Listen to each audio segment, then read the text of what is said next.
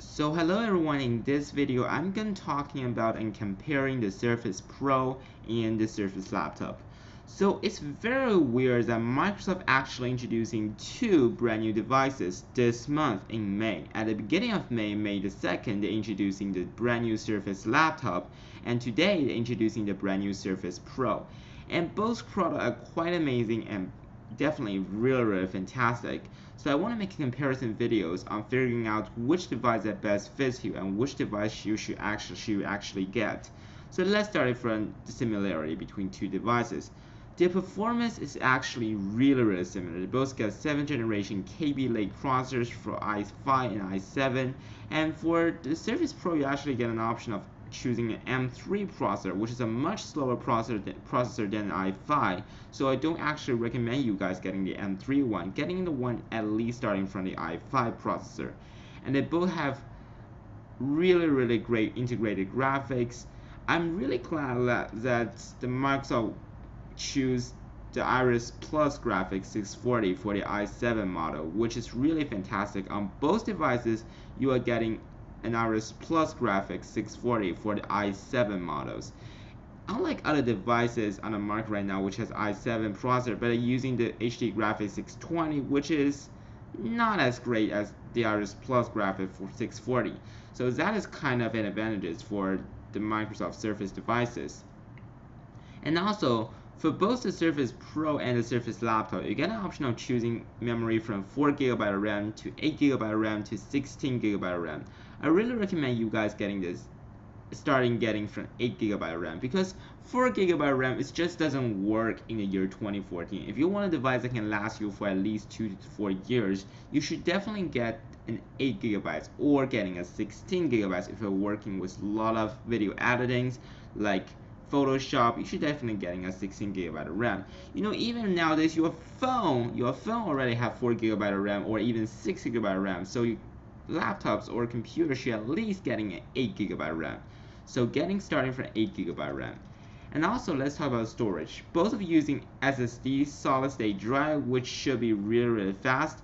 But for the Surface Pro, you get an option on choosing 1TB of SSD storage, and that is amazing. So the both are getting 128, 256, and 512GB of storage, but for the Surface Pro exclusively, they are getting 1TB of storage. If you're a person that store a lot of things on your laptops, well, if you need 1TB, choose the Surface Pro. The Surface Laptop don't have 1TB of options. So that's kind of their performance part. They are both very similar, almost identical, I would say, almost identical. So if you think about performance part, you shouldn't worry about any of these two devices. Both should last you well for your next 4 years or next few years. Should be very capable of doing all your demanding work. So that's the great thing for both two of the Microsoft devices. So I'm going to majorly talk about their difference. So I want to start with the versatility part. The versatilities makes huge difference on both two devices. You have to understand that Surface Laptop is a laptop. You cannot convert it into a tablet. You cannot get into a 2-in-1 mode. You cannot write comfortably on the screen, but you can do it. You can do all these things on the Surface Pro, and that is why the Surface Pro is one of the most versatile laptops out there right now. So for the versatility, if you're a student and you're writing a lot of notes, you use Surface Pen a lot, you are writing and taking down a lot of notes, or you are a creator, you do a lot of drawing on your Surface Pro, you do a lot of writings, taking down notes, well, of course you should get a Surface Pro instead of getting a Surface Laptop. It's very hard to actually write on a Surface Laptop, although the Surface Laptop actually works perfectly with the Surface Pen. But it's just so weird to writing on devices on a traditional laptop. So if you want to write, if you want to draw, if you want to create something, if you want to design something, if you want to edit and actually physically use your Surface Pen to write something or draw something, get a Surface Pro. You don't have to watch the next few part of this videos. Just get a Surface Pro. Well, if you are not that much care about using a Surface Pen, well, continue watching these videos. The next big difference is the display size. I know they both have almost identical display size. The Surface Pro has a 12.3-inch pixel sense display, and for the Surface Laptop it has a 13.5-inch display. They are pretty similar close, but not quite the same.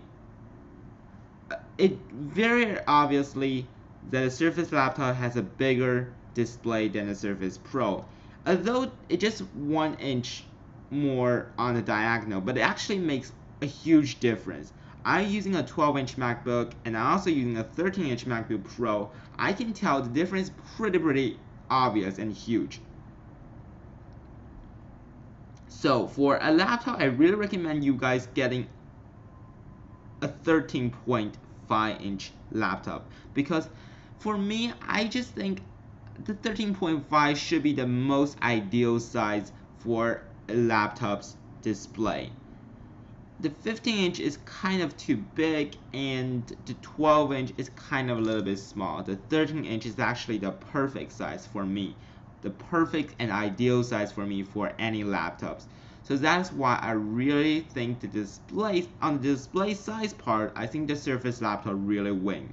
The Surface Pro, although it has a really great display, a very high resolution display, a pixel sense display, but it's just 12.5 inches, kind of a little bit small on the size.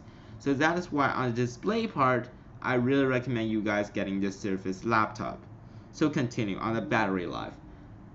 The Surface Pro have around 13.5 hours of battery life, and the Surface Laptop have 14.5 hour battery life, 1 hours more battery life. It's not like a really big difference, so if you really want a long-lasting battery life, well then get a Surface Laptop. The Surface Pro have a slightly shorter battery life, but I don't think that will be a critical factor or critical reasons that really change your idea of getting one of these devices, because both of their battery life is really good. It's really good, and I think, and at the event, they talk about a lot of their battery life, and they talk about that their battery life lasts longer than all the MacBook Pro, MacBook Air. So I think they should, and they engineered a lot and they changed a lot on their battery life. So both of the devices should be really energy efficient and should last you for a full day for sure. So finally, I'm going to talk about software a little bit. So we know the Surface Pro running Windows 10 Pro, and for the Surface Laptop running the Windows 10s. But of course, you can definitely upgrade it to the Windows 10 Pro for free until end of this year. So the Windows 10s, people saying that Windows 10s doesn't work, you cannot download third-party app from it, but I don't think it's that bad for a student. If you're a student, I think the Windows 10s should be great for you actually, because Windows 10s doesn't allow you to download any third-party app. You can only download apps that's available in the Microsoft Store, and all the apps in the Microsoft Store are being verified by the Microsoft, so you're actually getting a slightly faster, cleaner, and more virus-free experience with the Windows 10s. And I think that's what a lot of students actually want, unless you really want to download an app that is not available in the Microsoft Store. Well, then you probably need to switch to Windows 10 Pro. But if you think that Windows 10s can handle all the things perfectly, well then don't switch, because I believe that the Windows 10s will be actually faster, cleaner than the Windows 10 Pro and Windows 10 Home. It's gonna be like a Chromebook OS. It will gonna be really clean, really nice, and everything will be a lot smoother on the Windows 10s. So I think Windows 10s should be good for some students, but if you're a student that you really require a specific app to complete like assignment or a homework or final project, well then obviously you should switch to Windows 10 Pro. So on the software part, because the Surface Laptop can upgrade, it can switch, so you should not worry about any of these software. So the last thing I want to talk about is price. Price makes huge difference. Although their price is very similar, almost identical, But for the Surface Pro, you have to spend at least $200 to $300 on getting two things. The one is a Surface Pen if you need it, and the second thing is, I think is mandatory, it's a type cover. Unlike before in the Surface Pro 4, the Surface Pen is actually included. It's included in the box with the Surface Pro. But this year, because they improved the Surface Pen a lot with 4096 level of pressure sensitivity, which means that you have to spend extra dollars, extra hundreds of bucks on getting the Surface Pen. And that is not great.